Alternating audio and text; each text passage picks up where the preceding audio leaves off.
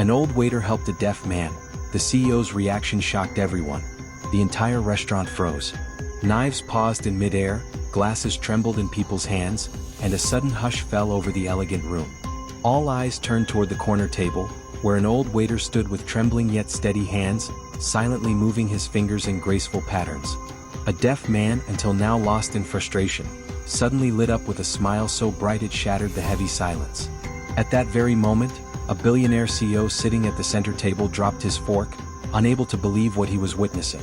Before we go any further, tell me in the comments where you're watching this story from. Don't forget to hit subscribe and leave a like so you won't miss what happens next. The night had begun like any other in one of the city's most exclusive restaurants. Crystal chandeliers bathed the polished tables in golden light, soft jazz floated through the air, and servers in pressed uniforms glided from table to table with rehearsed precision. But behind the glamour and the whispers of money, a quiet unease stirred, a story waiting to unfold. Near the entrance, a frail yet dignified figure made his rounds. His uniform, though carefully ironed, carried the marks of age, faint fading at the cuffs, a softness from countless washes. His back curved slightly with years of labor, but his steps, though slow, had a rhythm of commitment.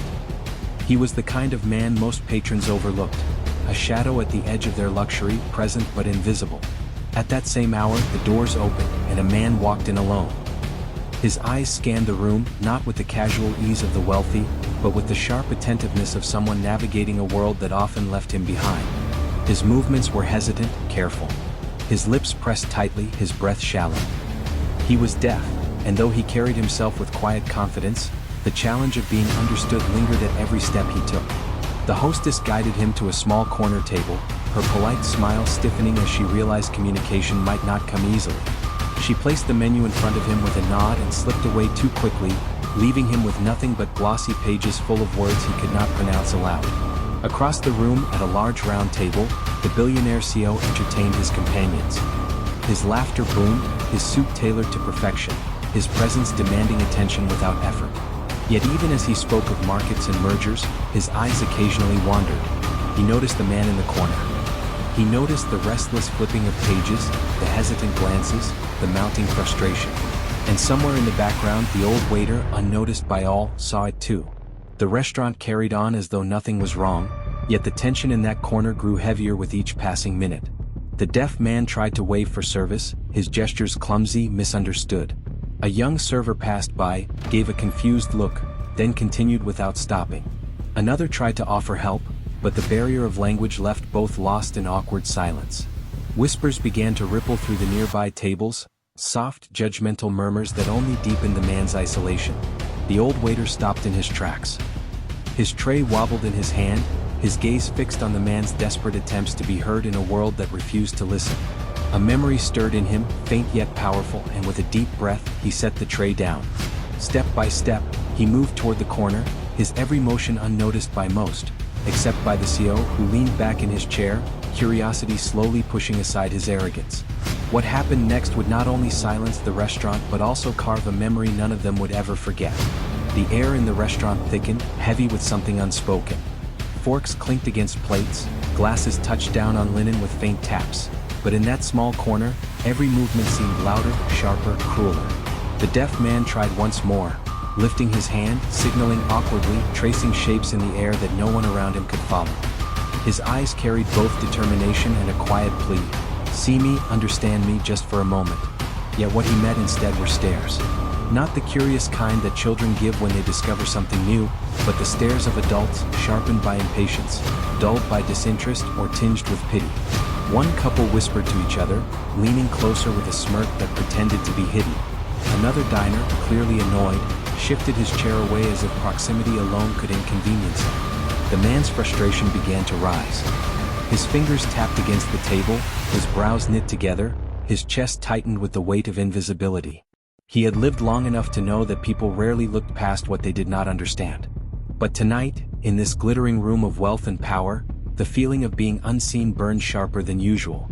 At the center table, the CEO's companions continued their lively conversation, oblivious to the undercurrent unraveling in the corner. But the CEO himself leaned slightly back, folding his arms, his sharp eyes narrowing as he studied the scene. He was a man who prided himself on seeing opportunities others missed. Yet tonight he saw something else entirely, the raw edges of a man's isolation. A young server approached the deaf man's table at last, menu in hand. "Can I take your order?" he asked briskly, words tumbling out without thought.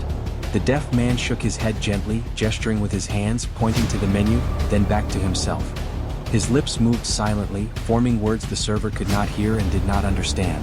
The server froze for a moment, then let out a nervous laugh. I don't understand," he muttered, glancing around as though embarrassed to be seen failing. He shrugged helplessly and left, abandoning the man with nothing but a polite nod that felt more like rejection than service. The whispers grew louder now.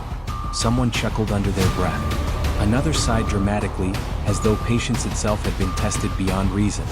The deaf man's eyes fell to the table, his shoulders sinking. For a moment, it seemed as though he might simply stand up and leave. And then, from the far side of the room, the old waiter saw everything. His steps slowed. His breath caught. The tray in his hands grew heavier, as if the burden of years pressed harder with every heartbeat. Memories, faint but persistent, surfaced in his mind, evenings long ago, hands shaping words in silence, laughter shared in a language of gestures. He had not used those movements in years, but they lived within him still, like an ember waiting for air. He set his tray down quietly, out of sight, and straightened his posture. Age bent his back but not his resolve. Step by deliberate step, he crossed the polished floor, weaving past crowded tables, his eyes fixed on the man in the corner. The CEO noticed. His lips tightened into a thin line, his gaze sharpening with interest. He had seen countless deals struck, millions exchanged with the flick of a pen, but the expression on the old man's face was different. It was not ambition or calculation. It was something rarer, something harder to quantify: compassion. The deaf man lifted his head just as the old waiter approached. Their eyes met. The room, for all its noise, seemed to quiet again. The waiter's lips curved into a small smile, soft, almost hesitant, but steady. And then, slowly, deliberately, he raised his hands. The first sign was simple, practiced, and clear. A question. A greeting. An acknowledgement: "I see you." The deaf man's face transformed, the weight sliding from his features, replaced by something radiant. His eyes widened, his mouth opened in a silent gasp, and for the first time that evening he smiled, not a small, cautious smile, but one that spread wide and true. Around them the stares shifted. Curiosity replaced indifference, awe replaced annoyance. And in the center of it all, the CEO leaned forward, elbows on the table, transfixed. Something was about to happen, and he knew instinctively it would stay with him forever. The old waiter's fingers moved with surprising steadiness, as though muscle memory had been waiting patiently all these years. He signed slowly, carefully, shaping the words with intention. "Good evening. Can I help you?" For a heartbeat, the deaf man froze, unsure if what he saw was real. Then recognition struck him. His eyes widened, his posture straightened, and tears threatened to rise. He signed back, his hands swift, desperate, almost trembling. You know sign language?" The waiter's lips curled into a humble smile. He nodded, his fingers spelling out, "A little. Enough to understand." The relief that washed over the deaf man was almost physical. His shoulders relaxed, his breath steadied, and his smile spread like sunlight breaking through clouds after a long storm. For the first time since stepping into the restaurant, he felt visible. The nearby tables, once full of dismissive glances and muttered comments, fell into silence again. Diners leaned subtly toward the corner, trying to catch a glimpse of the strange, graceful dance of hands between the two men. What had begun as curiosity now carried a different weight, something softer, almost reverent. At the center table, the billionaire CEO leaned forward, elbows pressing into the tablecloth. His companions were still lost in talk of contracts and profits, but he no longer heard them. His focus was entirely fixed on the corner. The way the old man moved, the way the deaf man's entire demeanor shifted, it was unlike anything he had witnessed in boardrooms or business meetings. The waiter signed again, slower this time, ensuring clarity. "What would you like to eat tonight?" The deaf man chuckled softly, signing back with gratitude. "Finally, someone asks me." He pointed to the menu, traced the names of dishes with his finger, and then signed what he wanted: steak, potatoes, water. His signs were sharp, practiced, fluent. The waiter followed with patient nods, repeating the order with his hands to confirm. They both smiled at the small exchange, a moment so ordinary for most diners yet monumental for the man who had, just minutes earlier, been stranded in silence. The CEO's chest tightened as he watched. He had closed deals worth billions, commanded rooms of powerful men, built empires with ruthless precision. Yet none of it had stirred him the way this simple act of kindness did. How many times had he ignored the invisible? How many faces had he passed by, never stopping to see them? One of the nearby guests whispered, but the tone was different now. "He knows sign language. That old waiter knows sign language." The word spread quietly through the room, and instead of ridicule, awe began to ripple from table to table. The waiter excused himself with a nod, promising with his hands, "I'll be back with your food soon." He straightened, smoothed his apron, and walked with the same slow dignity as always, but now, every eye in the restaurant followed him. The deaf man leaned back in his chair, smiling to himself.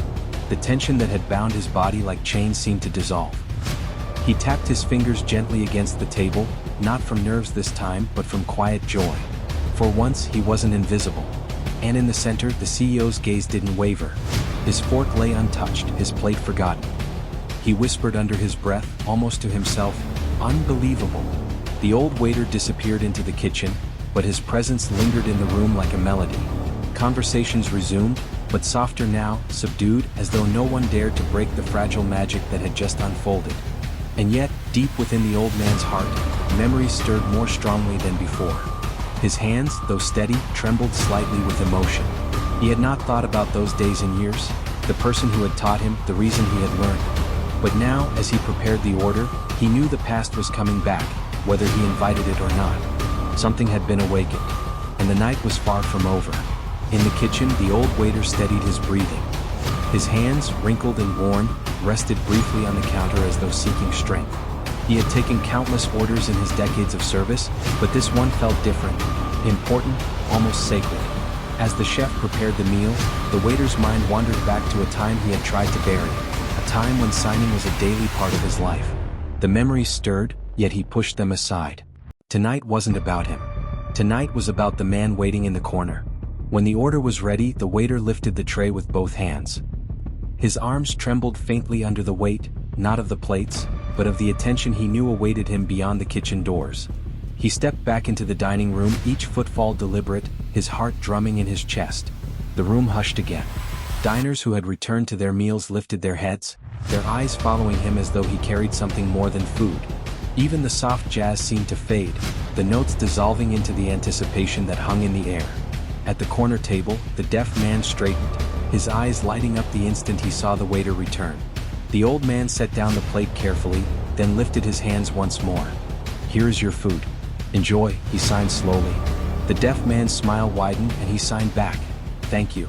Truly thank you." The waiter nodded gently, his expression humble yet warm.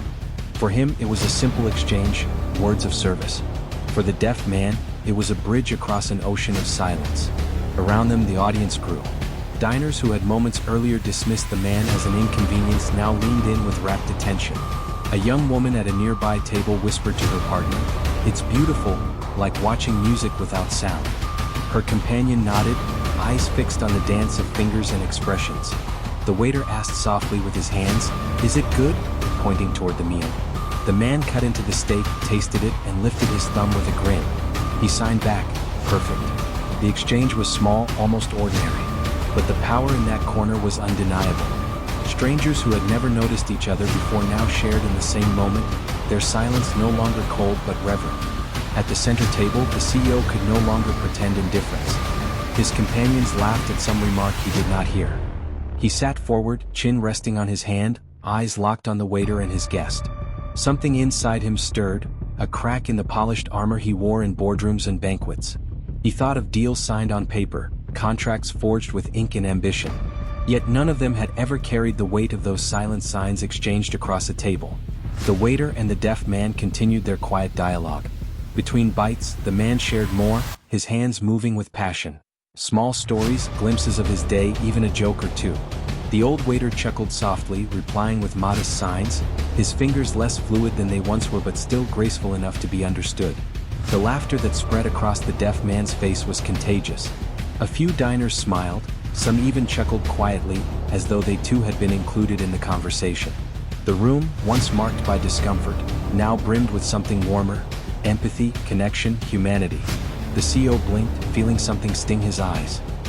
He shifted uncomfortably, wiping the corner of his eye before anyone could notice. What was happening to him? He had faced crises that shook markets, storms that toppled industries, yet this simple, wordless exchange struck deeper than any corporate battle ever had. For the waiter, it was just service. For the deaf man, it was recognition. For the onlookers, it was revelation. And for the CEO, it was transformation. Minutes passed, though it felt longer, stretched by the intensity of the moment. The waiter excused himself briefly to attend another table, bowing his head politely before stepping away. As he left, the deaf man placed his hands flat on the table, exhaling with relief, his smile lingering. The CEO's gaze followed the waiter, tracing every step. His thoughts were no longer on mergers or markets but on questions he had avoided all his life. What is the value of power without compassion? What is wealth if you cannot see those who serve you? He glanced at his untouched glass of wine, its deep red surface trembling faintly in the candlelight. For the first time in years he felt small. Not diminished by failure, but humbled by something greater than success. The restaurant's energy shifted entirely. Gone was the judgment, the awkwardness. In its place, a fragile admiration filled the air, as though everyone present knew they had witnessed something rare. But for the old waiter, as he stepped into the quiet hallway by the kitchen, the past pressed harder against him. His hands trembled not just with age but with memory.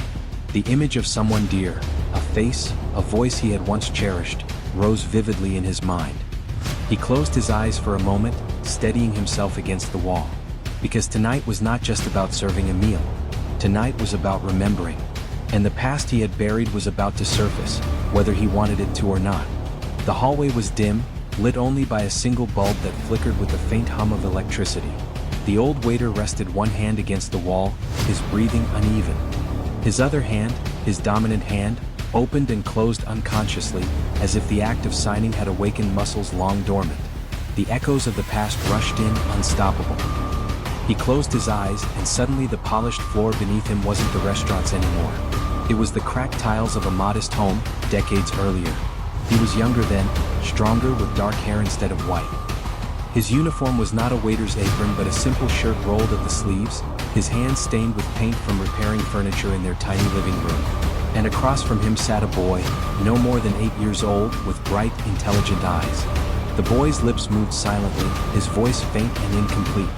But his hands moved quickly, shaping meaning in the air. "Dad," the boy sighed. "Try again. You're too slow." The younger version of the waiter laughed, fumbling with his fingers trying to mimic the signs. His movements were clumsy, his shapes crooked, but his son corrected him patiently. Again and again until finally the father managed a single phrase, "I love you." The boy's smile was brighter than any sunlight. He leapt forward, wrapping small arms around his father's neck. For that one moment, language was no longer a barrier. It was a bridge. Back in the hallway, the old man's throat tightened. He pressed a fist against his chest, fighting the ache that rose there. His son had been the reason. The boy had grown, had faced a world unwilling to listen. The father had carried him through, learning every sign he could, practicing late into the night when his hands ached. But life had been unkind. The boy's health had faltered in his teenage years, a cruel illness that no amount of love or effort could cure. By the time the boy was 17, the house was silent, not with the stillness of deafness, but with the permanence of absence. The waiter had never fully recovered. He had poured himself into work, burying the pain beneath endless shifts, convincing himself that the world no longer needed his hands to speak. Yet tonight, with a single deaf man seated at a restaurant table, the memories had erupted like an old wound torn open. He wiped his eyes quickly, straightening his back. He could not let the past undo him now. But as he walked slowly back toward the kitchen doors, his mind replayed the lessons his son had taught him. Patience, kindness, resilience. The very lessons that had guided his hands only moments ago. Inside the dining room, the noise of cutlery and conversation returned in a muted wave. The waiter stepped in cautiously, as though carrying a fragile glass in his chest. His eyes found the deaf man immediately, still eating happily, occasionally glancing around the room with a mixture of curiosity and relief. The CEO noticed him too. His sharp gaze had not softened, but something behind it had changed, an intensity, a need to understand. He tracked every step the waiter took, as though the old man himself were the key to a mystery that had eluded him his entire life. The waiter approached the corner table again. The deaf man looked up and signed eagerly, "You surprised me. No one usually understands. How did you learn? The old man hesitated. For years he had kept the story locked inside, too painful to revisit. But now, under the soft glow of candlelight and the watchful eyes of strangers, he felt his son's presence stronger than ever. His hands lifted slowly, trembling not from age but from memory. My son, he sighed. He was deaf. He taught me. The man across the table froze, his fork halfway to his mouth. His eyes softened, filled with empathy. He signed back. He must have been proud. The waiter's lips curved in a faint smile, though his eyes shone with unshed tears. He nodded, whispering under his breath, a wordless prayer that only his heart could hear. I hope so. The restaurant had no idea of the storm unraveling inside him. To them, it was simply an old man communicating in a forgotten language. But for him, it was his son's voice echoing back through time, reminding him that love never truly fades. As he stood there, the CEO's hand tightened around his wine glass. Something about the waiter's expression pierced deeper than words. It was the look of a man who had lost much but still chose to give, even when no one asked him to. The old waiter straightened again, nodding politely to his guest before stepping back. His heart carried the weight of memory, but also a strange lightness, as though his son's hands guided his own even now. The past had found him again, and though it hurt, it also gave him purpose. The deaf man's hands paused midair, his food untouched for a moment as he absorbed the waiter's words. My son, he was deaf. He taught me. The meaning lingered between them like a fragile thread, carrying both sorrow and pride. The old waiter gave a small, respectful nod and gestured toward the plate. Please? His hands signed with quiet insistence. The man smiled warmly, sensing that the subject was heavy, and returned to his meal. He cut into the steak, savoring each bite slowly. His movements carried not just hunger but gratitude, the simple joy of being understood. After each taste, he lifted his eyes to the waiter, as if silently thanking him again and again. The waiter remained nearby, refilling a glass of water, adjusting silverware, performing tasks so routine they went unnoticed in most restaurants. But tonight, every gesture carried meaning. His hands, his posture, his presence, everything spoke louder than words. Around them, the restaurant shifted further. Conversations hushed, tones softened. Patrons who had once rolled their eyes or turned away now leaned closer, their gazes no longer judgmental but almost reverent. The sound of laughter returned, but it was gentle now, threaded with admiration rather than mockery. At the center of it all, the CEO leaned back in his chair, his brow furrowed, his mind restless. He had built his empire on efficiency, control, measurable outcomes. He had dismissed countless employees over the years, always demanding perfection, never tolerating weakness. Yet here was a frail old man, his back bent by age, moving slower than any of the staff would have dared, and he had commanded the entire room without a single word. The CEO's companions noticed his distraction. Everything all right? One asked, raising a brow. He didn't answer. His gaze never left the corner table. The deaf man tapped his fork gently against his plate, signaling his appreciation. The waiter responded with a sign both simple and profound. You are welcome. That brief exchange struck the CEO like lightning. How many times had he failed to make people feel welcome? How many moments had he overlooked, too busy chasing numbers on a screen? The meal continued in peaceful rhythm. The deaf man occasionally signed small jokes, something about the steak being too good to share, or how the napkins felt like silk compared to his usual dinners. The waiter chuckled softly, nodding along. Their quiet conversation, incomprehensible to most, carried an intimacy that made even strangers feel included. The CEO's chest tightened. He thought of his own family, faces blurred by absence, dinners missed because of late meetings, calls ignored because of deadlines. He wondered if they, too, ever felt invisible in his presence. The thought unsettled him. As the plates emptied, the waiter leaned in and asked with his hands, "Dessert?" The deaf man laughed, shaking his head. No more. I am full. But thank you." The waiter nodded, collecting the dishes with steady hands. He moved slowly across the room, balancing the tray as though it carried not just plates but the dignity of the man he had served. Eyes followed him once more and whispers passed between tables. The CEO exhaled sharply, almost annoyed with himself.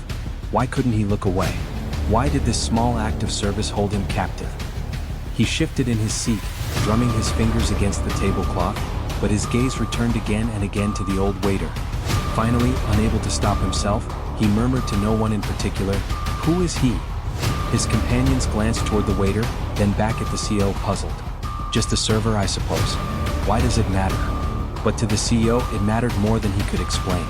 Something about the man's presence carried a weight far greater than his role suggested. He wasn't just a server. He was a mirror, reflecting truths the CEO had ignored for too long. As the waiter disappeared into the kitchen once more, the CEO leaned forward, determination flickering in his eyes. He needed to know more. The night was no longer about wine, profits, or the deals waiting on his desk. It was about the old man who spoke without words, and the lesson the CEO could feel pressing against the walls of his carefully constructed life. Who is he? The words still echoed in the CEO's mind long after he had spoken them. He didn't even know why he had asked. To everyone else, the old man was just another waiter, background to the main event, invisible like the chandeliers above their heads or the carpet beneath their feet. But to him, at this moment, the waiter had become the center of the room. The CEO shifted in his chair, his finely tailored jacket tightening against his shoulders. He was a man used to answers, to clarity, to numbers he could control. But tonight, clarity escaped him. His companions continued their chatter, market shares, board meetings, and upcoming merger, but their voices blurred into meaningless noise. His mind slipped back to earlier that evening, to the moment when the old man had lifted his trembling hands and signed with confidence. He had seen something shift in the air then, something no money could buy: respect freely given, dignity restored. The CEO thought of his own rise to power. He remembered nights at the office, chasing figures on a screen, winning battles in boardrooms. He had prided himself on seeing opportunities where others saw nothing, on turning weakness into profit. He had called it vision. Others had called it genius. But what vision had he lacked? What genius had blinded him? He thought of his family, faces that flickered at the edges of memory. A daughter's recital he had missed. A wife's quiet disappointment when he canceled dinner again. A son who had once begged him to come watch a game, only to give up asking after too many refusals. He had told himself it was necessary, that the empire he was building was for them. Yet when he pictured them now, he saw distance, not closeness. He saw absence. And then, across the room, he saw the deaf man smile again. A smile born not of wealth, but of being seen. A smile given by a stranger who had chosen to understand. The CEO clenched his jaw, a strange heat rising in his chest. When was the last time he had made someone feel seen? When was the last time he had cared enough to try? He turned his gaze back to the waiter. The man moved slowly through the dining room, collecting plates, refilling glasses, bowing his head with quiet dignity.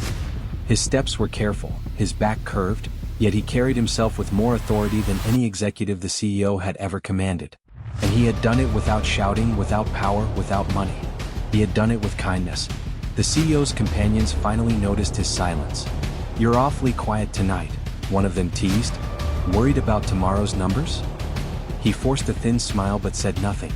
His thoughts were far from numbers. For a brief moment he imagined trading places. What if he were the one carrying trays, overlooked, unimportant? Could he endure it with such grace? Could he humble himself enough to learn a language most people ignored, simply to give another man dignity? The answer struck him sharply: no. He had spent his life chasing recognition, not giving it. His eyes narrowed, following the waiter once more. Something inside him shifted, a discomfort but also a hunger. He needed to know more. "Find out who he is," he whispered to himself, barely audible above the clink of cutlery. His companions glanced at him, puzzled, but he didn't explain. The waiter disappeared into the kitchen again, the door swinging closed behind him. The CEO leaned back, exhaling slowly. His chest felt heavy, his thoughts unsettled. For the first time in years, he wasn't thinking about profits, expansion, or power. He was thinking about a single man who carried no wealth, no influence, no position, yet had managed to shake him to his core. And he knew, with a certainty that unnerved him, that he would not leave this restaurant without learning who the waiter truly was. The deaf man cut the final piece of steak with deliberate care, savoring each bite as though it were not merely food but dignity restored. His smile remained, subtle yet radiant, carrying a calm that spread beyond his small corner of the restaurant. For the first time all evening he was at ease.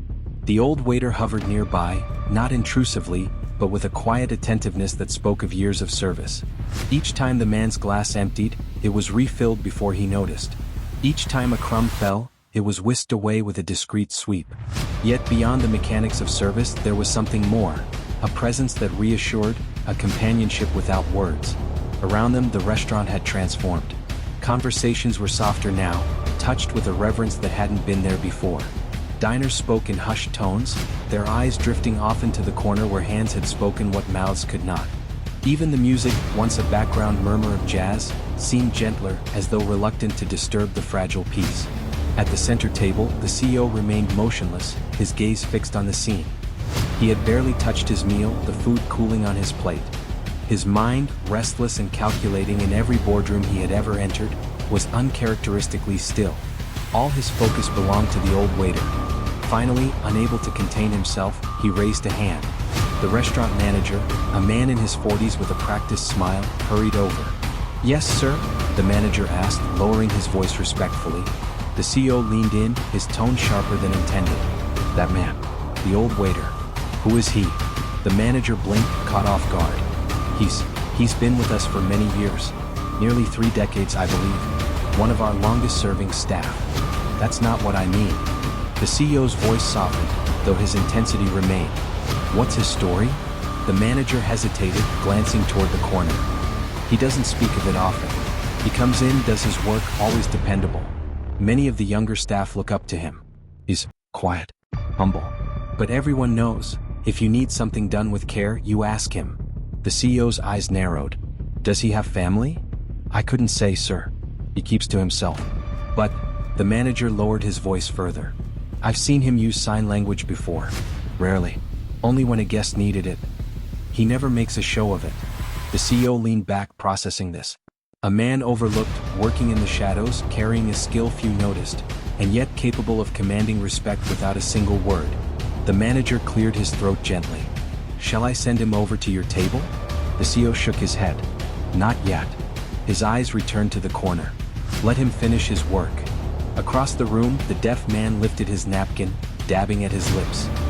He signed a simple phrase toward the waiter. "Thank you. More than you know." The old man responded with steady hands.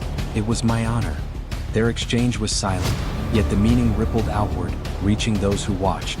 A woman at a nearby table pressed a hand to her chest, visibly moved. A young man put down his phone, suddenly aware of the weight of the moment. The air itself seemed to breathe differently, slower, deeper. The deaf man pushed back his chair, standing with quiet grace. The waiter helped him with his coat, steadying it across his shoulders. The man gave one last nod of gratitude, his smile wide and unguarded, before making his way toward the exit. Several diners followed him with their eyes, not out of curiosity now, but with respect. The CEO's gaze shifted between the departing guest and the waiter who remained. One had walked away restored. The other stood quietly, adjusting silverware on an empty table, as though the evening had been no different from any other. But the CEO knew better. He straightened in his chair, his decision forming. He would not leave this restaurant without speaking to the man himself. The CEO rose from his chair with a suddenness that startled his companions. Their conversation halted mid-sentence as they watched him smooth his jacket and turn toward the corner where the old waiter quietly polished silverware. The room, attuned now to every movement between the two men, seemed to hold its breath. Each step the CEO took echoed faintly against the polished floor, cutting through the hush. Diners turned their heads, whispers rippling like soft waves. It was not common for a man of his stature to approach a waiter. Usually waiters approached him. The old man looked up as the figure neared. His expression remained calm, though a flicker of surprise crossed his face. He straightened slowly, his back stiff from years of labor, and folded the cloth neatly in his hands before resting them at his side. For a moment, the CEO simply stood there, searching the man's eyes as though he might find an answer within them. When he finally spoke, his voice was lower, stripped of its usual commanding tone. "You knew sign language?" he said softly. "How?" The waiter hesitated, then lifted his hands. He signed with deliberate care, "My son. He was deaf. He taught me." The CEO's throat tightened. He had heard the manager say something similar, but seeing the words expressed with those trembling hands was different. It was raw. It was personal. The CEO swallowed, then asked, "Why did you keep it hidden? Why not tell people?" The old man gave a faint smile, one corner of his mouth lifting as his shoulders rose in a gentle shrug. "Because," he signed slowly, "this is not about me. It is about them. When someone needs to be understood, I will speak." The simplicity of the answer struck the CEO harder than any speech he had ever heard in a conference hall. By now, the diners nearby were watching openly. The manager hovered at a distance, uncertain whether to intervene, but sensing something sacred was unfolding. The room had grown so still that even the clinking of glasses seemed disrespectful. The CEO's eyes softened. He thought again of his own children, of the times he had failed to stop, to listen, to truly see them. He thought of the power he had wielded, the lives he had influenced, and yet how meaningless it all felt compared to what stood before him. A man who had nothing yet gave everything. He exhaled slowly, then extended his hand. The gesture seemed almost awkward, unfamiliar, as though offering respect was something he hadn't practiced in years. The old waiter hesitated, then accepted the handshake. His grip was firm despite the tremor of age. "I've sat in rooms with presidents and kings," the CEO said quietly, his voice audible enough that nearby tables leaned closer. "But I have never been more humbled than I am right now." The old man shook his head gently, raising his hands again. "I am just a waiter," he signed. The CEO's reply came without hesitation. "No. Tonight you were far more." The words carried through the room. Diners exchanged glances, some nodding, some wiping their eyes discreetly. What had begun as an ordinary dinner had become a moment of collective reverence, sparked by a simple act of kindness. The CEO reached into his jacket and withdrew an envelope, a checkbook he often carried for business emergencies. He scribbled quickly, tore the slip, and folded it discreetly into the waiter's hand. The old man looked startled, shaking his head as if to refuse. But the CEO leaned closer and whispered, "This is not charity. This is acknowledgement. You reminded me tonight of what real greatness looks like." The waiter hesitated, then accepted silently, though his eyes glistened. When the CEO returned to his table, he did not resume his meal. His appetite was gone, replaced by something heavier yet strangely freeing. He knew the envelope was only a token. The true gift had been given to him, an awakening, a reckoning. As he sat, his companions whispered questions, but he ignored them. His gaze lingered on the old man, who had already returned to his duties with quiet dignity, as though nothing extraordinary had happened. But everyone in that room knew better. Something extraordinary had happened. And the CEO, for the first time in years, felt small in the best possible way. The CEO sat in silence, the chatter of his companions fading into irrelevance. His glass of wine stood untouched, the deep crimson liquid reflecting the candlelight like a pool of memory. He had shaken the hand of a man the world would never know, and yet, in that touch, he had felt more truth than in all his years of power. Around him, the restaurant slowly began to return to motion. Diners picked up their conversations again, though their voices were softer, tempered by what they had witnessed. A woman dabbed her eyes with a napkin. A young man whispered to his date about learning sign language himself. The ripple of the old waiter's act spread quietly, like a stone dropped into still water. The waiter, meanwhile, carried on as though nothing had changed. He cleared plates, reset tables, moved with the same slow dignity he always had. For him, tonight was not a performance. It was simply who he was. The CEO's companions shifted uncomfortably at his silence. "You should eat," one suggested, gesturing to his untouched plate. Another laughed nervously. "I think you make quite a scene, old friend." "Generous of you." The CEO ignored them. His thoughts spiraled inward, toward the hollowness he had long refused to face. He thought of his office, its glass walls and steel towers. He thought of the endless meetings, the speeches about vision and innovation, the applause that always felt scripted. He thought of the headlines that celebrated his wealth and power. And for the first time, he asked himself a question that had never entered his mind. What did it all mean? His eyes drifted back to the waiter. The man's back was slightly bent, his hair silver, his hands shaking faintly from age. He earned little, possessed less, and yet had moved an entire room without force, without wealth, without position. He had done it with compassion, something the CEO realized he had long neglected. The CEO's chest tightened as a memory surfaced. His daughter, no more than 10 at the time, had once tried to show him a drawing she was proud of. He had been on the phone, pacing, barking orders about a deal. He had waved her away without looking. He remembered the look in her eyes, disappointment, rejection, and how quickly she had retreated. He had told himself then that it didn't matter, that one day she would understand. But sitting here tonight, he felt the weight of every moment he had dismissed, every chance he had squandered to see the people who mattered most. His throat tightened. He pressed a fist against his chest, swallowing hard.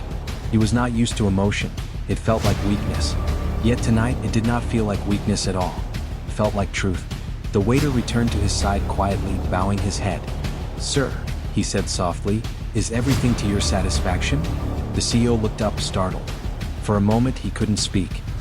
He simply stared at the man, studying his face, his lined skin, his tired eyes. He wanted to ask 1,000 questions. About his son. About his life. About how he carried such grace in a world that overlooked him. Instead he managed only, yes, more than you know. The waiter gave a small nod, then stepped away back into the rhythm of his duties. The CEO's companions began to gather their things. "Shall we head out?" one asked. But the CEO remained seated, lost in thought. Finally, he stood, placing a hand on the back of his chair. He walked to the front desk where the hostess waited and paused. His eyes drifted once more to the old man, who was wiping a table with slow, careful strokes. For the briefest moment, their eyes met again. No words were exchanged. None were needed. The CEO stepped outside into the cool night air. The city lights stretched endlessly, towers of glass and ambition piercing the sky. He had once looked at them with pride, symbols of his empire. Tonight they looked different, cold, lifeless, hollow. He drew in a deep breath and released it slowly. For the first time in years he felt small. But in that smallness he felt human again. The chauffeur opened the door to his waiting car, but the CEO hesitated. He glanced back at the restaurant, its warm glow spilling onto the street. Inside was a man who would never appear on magazine covers, never give a keynote speech, never close $1 billion deal. And yet, tonight, he had taught the CEO more about leadership and greatness than all the titans of industry combined. As the car pulled away, the CEO looked out the window, his reflection mingling with the city lights. He knew this night would not leave him. It would follow him into boardrooms, into conversations with his children, into the very core of his life. The question now was whether he would let it change him, or return to the comfort of blindness. But deep down he already knew the answer. He could never see the world the same way again.